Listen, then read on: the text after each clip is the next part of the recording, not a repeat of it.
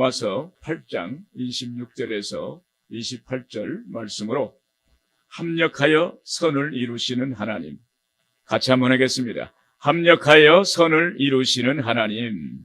폐병으로 몸이 극도로 쇠약해진 남자가 있었습니다. 그런데 자기가 사는 집 앞에 큰 바위가 있었어요. 몸도 아픈데 집 앞에 바위가 있으니까 너무 답답하고 마음이 어려웠어요. 그래서 이 남자는 하나님께 기도드렸습니다.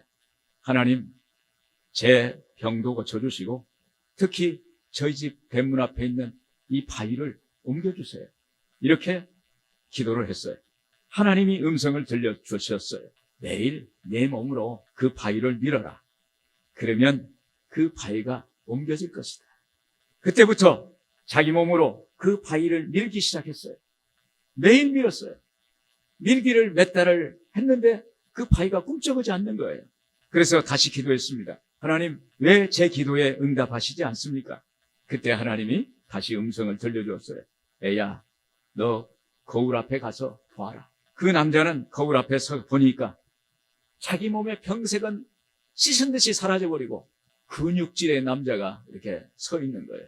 할렐루야. 여러분, 좋은 일과 안 좋은 일, 좋은 조건과 안 좋은 조건을 합해서 하나님이 원하시는 그 일을 행하시는 것입니다.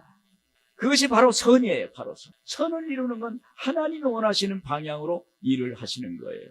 본문 말씀은 우리가 잘 아는 말씀입니다.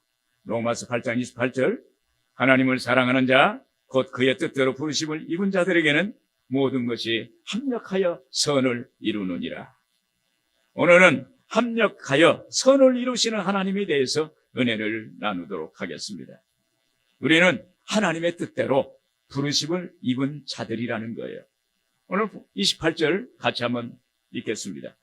우리가 알거니와 하나님을 사랑하는 자, 곧 그의 뜻대로 부르심을 입은 자들에게는 모든 것이 합력하여 선을 이루느니라. 여기 그의 뜻대로 부르심을 입은 자들이라는 말씀은 하나님께서 우리를 하나님의 자녀로서 부르심을 입은 성도들을 말합니다. 즉 하나님께 소명을 받은 사람을 의미합니다. 우리가 성도가 되고 하나님의 구원의 은혜를 입은 것은 우리 스스로 하나님을 찾았기 때문이 아니라 하나님이 미리 예정하시고 뜻하신 대로 우리를 불러주셨기 때문입니다. 그리고 하나님은 아무나 부르셔서 구원의 선물을 주시는 것이 아니라 창세전에 미리 부르시기로 작정하신 성도님만을 부르셨다는 거예요. 그래서 오늘 로마서 8장 30절에 보면 또 미리 정하신 그들을 또한 부르시고 부르신 그들을 또한 의롭다 하시고 의롭다 하신 그들을 또한 영화롭게 하셨느니라. 여러분, 하나님의 부르심은 아무렇게나 갑자기 이루어진 것이 아니라 철저히 하나님의 예정과 섭리에 따라 된 것입니다. 그러므로 예수 믿는 우리는 하나님의 계획에 의한 구원을 받아서 하나님의 자녀로서 부름을 받은 거예요. 내 이름을 세상 사람들이 부르기도 전에 하나님이 이미 아셨어요. 우리가 어머니의 모태에 상이 잡히기 전에 하나님은 우리를 이름을 지으셨어요. 그리고 우리를 아신 거예요. 그러므로 우리는 이 세상에서 존귀한 존재요, 세상에서 하나밖에 없는 그러한 귀중한 존재라는 사실을 믿기를 바랍니다. 사랑하는 여러분, 하나님의 자녀로 택함을 받은 것은 얼마나 감사한 일입니까? 바닷가에 많은 모래처럼 수많은 사람들 중에서 우리를 너는 내 것이다, 하나님의 것으로 삼아주신 것은 하나님의 놀라운 은혜가 아닐 수가 없습니다. 하나님은 우리에게 뜻을 두고 계시는 거예요. 사랑의 답함이라는 산문집을 쓴 나태주 시인의 책에서 이런 이야기가 있습니다. 그의 아버지는 가난한 빈농의 농부였다고 합니다. 그의 아버지의 꿈은 사범학교를 나와서 학교 선생님이 되는 것이 꿈이었어요. 아버지는 그가 못다한 꿈을 아들 나태주가 이루기를 소원했어요. 아들에게 아버지의 뜻을 주었습니다. 가난한 형편에도 중학교를 보내고 사범학교를 보냈어요. 드디어 아들 나태주가 선생님이 되었을 때 아버지는 자기가 선생님이 된 것처럼 기뻐했어요. 그때 나태주 선생은 아버지의 꿈을 이루었다는 생각보다는 아버지의 아바타가 되어 아버지를 대신해서 사는 것에 대해서 너무 섭섭하고 슬펐어요. 그래도 장남으로서 가정을 꾸려야 했고 마침내 학교 교장으로 발령받았을 때 아버지는 너무너무 정말로 기뻐하셨어요. 그리고 몇 년 후에 아버지는 하늘나라로 가셨습니다. 그 다음 정년퇴직을 하고 이제 어엿한 시인으로 활동할 수 있고 생활에 걱정 없이 연금을 받을 수 있었던 것은 아버지의 뜻에 순종했던 덕이라고 생각이 들었어요. 그때 비로소 나태주 시인은 아버지의 뜻을 조금은 알 것 같았다고 말하고 있습니다. 그때 이 시인은 바로 하늘에 계신 자기 아버지에게 이렇게 고백합니다. 아버지 감사합니다.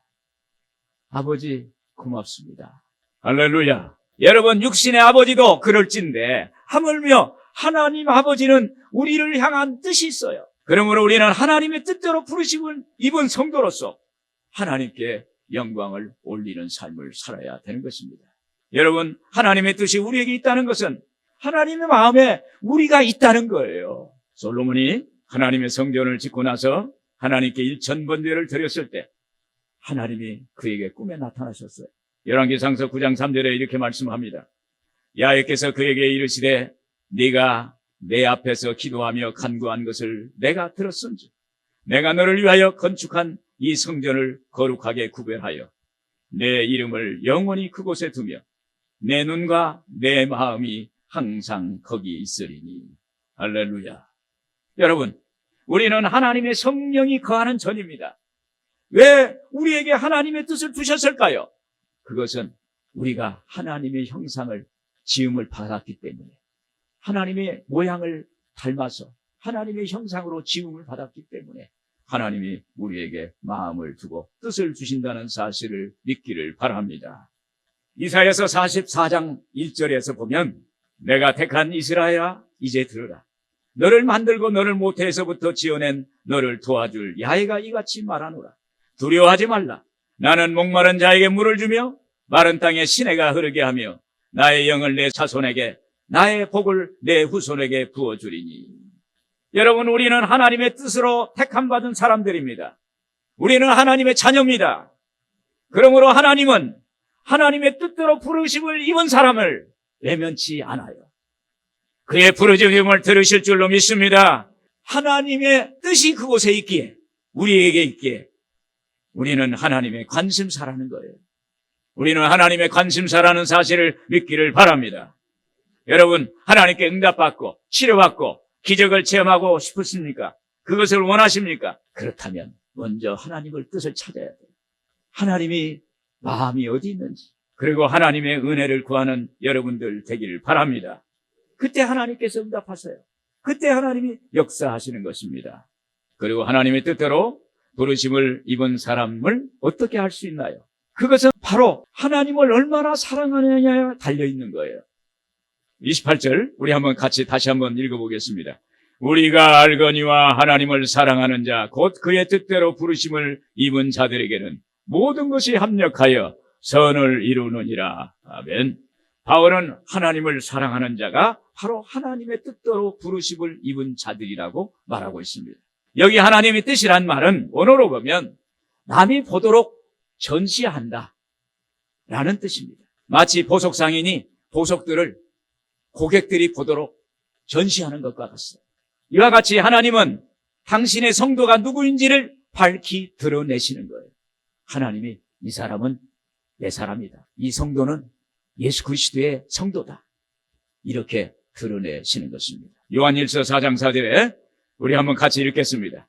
자녀들아 너희는 하나님께 속하였고 또 그들을 이기었나니 이는 너희 안에 계신 이가 세상에 있는 자보다 크심이니라. 우리는 하나님께 속한 성도예요.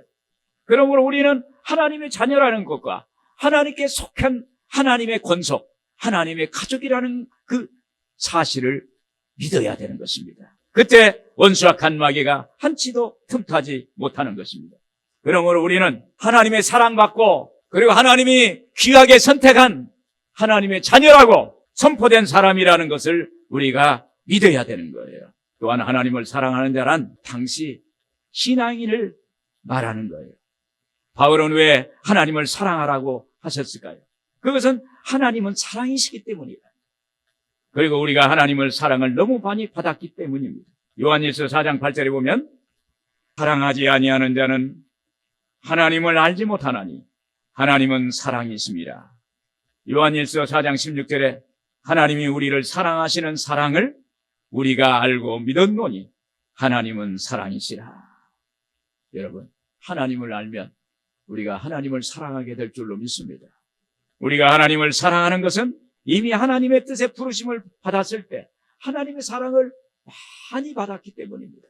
하나님은 우리 같은 죄인을 용서하고 죄사함을 받기 위해서 독생자 예수를 십자가에 못 박히게 하시고 물과 피를 다 쏟고 다 이루셨다 하고 운명하셨던 것입니다. 죄인인 인간을 구원하시려고 하나님이 그 사랑을 베푸신 것은 우리가 무엇으로 형용할 수 없고 무엇으로 잴 수 없는 그 놀라운 사랑인 것입니다. 그러므로 우리가 하나님의 사랑을 받았기에 우리도 하나님의 사랑에 반응하는 거예요. 여러분, 사랑의 속성은 사랑받은 만큼 반응합니다. 사랑을 많이 받은 사람은 사랑을 많이 줘요. 마음을 줍니다. 뭔가를 좀 주고 싶은 마음이 있어요. 그래서 오늘 우리는 사랑 많이 받은 사람은 외롭지 않습니다. 자신감이 넘칩니다. 그리고 상처를 받지 않습니다. 그래서 오늘 우리는 하나님의 사랑을 많이 받아야 돼요. 오늘 우리는 부모님들도 그러잖아요. 자식이 다섯이면 손가락이 다 다르듯이 관심이 다 달라요. 그러나 하나님은 회전하는 그림자가 없어요. 섭섭한 것이 없어요. 이 자녀 다 하나하나가 다 소중한 존재. 할렐루야. 오늘 여러분들 다 소중한 존재라는 사실을 믿기를 주의 이름으로 축원을 드립니다. 신명기서 6장 4절 이스라엘아 들으라 우리 하나님 야훼는 오직 유일한 야훼시니 너는 마음을 다하고 뜻을 다하고 힘을 다하여 내 하나님 야훼를 사랑하라. 이 말씀은 하나님의 백성, 즉 신앙인은 어떤 사람이고 어떻게 살아야만 하는가를 한마디로 정리한 것입니다. 이 말씀은 이스라엘 백성들이 늘 암송하고 붙들었던 말씀이에요.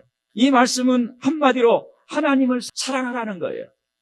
왜냐하면 네가 하나님의 무한한 사랑을 받았으니 너도 하나님을 무한 사랑하라는 거예요. 그때 하나님은 역사해 주실 줄로 믿습니다. 신앙인은 누구일까요? 참 믿음의 사람은 누구일까요? 오늘 말씀에 하나님을 사랑하는 자라고 말씀하고 있습니다.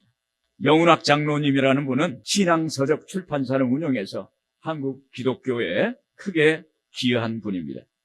이분이 1978년도에 귀장이라는 출판사를 시작해서 어려운 환경에서 믿음으로 경영을 했다고 합니다. 그가 어려울 때마다 붙들고 기도했던 말씀이 롬828, 오늘 말씀 로마서 8장 28절. 로마서 8장 28절을 줄여서 보면 롬828이에요. 로마서 8장 28절은 하나님을 사랑하는 자, 곧 그 뜻대로 부르심을 입은 자들에게는 모든 것이 합력하여 선을 이루느니라. 이 말씀은요, 그 주체가 누구냐면 하나님이에요. 하나님. 우리의 인생의 주권자 하나님. 하나님은 주체고 우리는 객체예요. 하나님이 다스리는 하나님의 자녀요, 하나님의 백성인 것입니다. 그래서 그는 이 말씀을 믿고 붙들고 긍정적인 믿음으로 회사를 운영했습니다. 그런데 어느 날 겨울 아침에 출근하자마자 안 좋은 소식이 들려왔습니다. 신설동에 있는 책 서고가 불이 탔다는 거예요. 가보니까 옆에 있는 시계 공장, 시계를 만드는 공장에서 불이 나가지고 책 서고에 불이 붙은 거예요. 그런데 가보니까 두 창고가 있는데 한 창고는 타고 하나는 남았어요. 그런데 한 창고가 탔어도 그냥 겉만 탔어요. 하나님께 엎드려 기도했습니다. 하나님, 이 일을 어찌하면 좋습니까? 이렇게 어렵게 운영하고 있는데 불이 났으니 그러면서 하나님 긍휼히 여겨 주옵소서. 이렇게 기도했어요. 근데 그 순간 정신이 번쩍 들면서 평소 즐겨하던 롬828, 로마서 8장 28절 말씀이 생각났어요. 그러면서 하나님의 음성이 들리는 거예요. 두 서고가 다 타버릴 수 있었단다. 그런데 한쪽만 조금 탔단다. 나머지는 잘 손질하면 쓸 수 있을 텐데 왜 낙심만 하고 감사할 줄 모르냐. 그런 음성이 들렸어요. 순간 하나님의 사랑을 느끼게 됐어요. 아니, 다 타버렸으면 끝났을 텐데 그래도 남겨놓고 그래도 쓸 수 있는 여지가 남게 된 거예요. 그때 그 하나님의 사랑을 깨닫게 됩니다. 그때 그는 하나님을 사랑하는 것은 하나님의 말씀을 사랑하는 것이다 라고 믿어졌어요.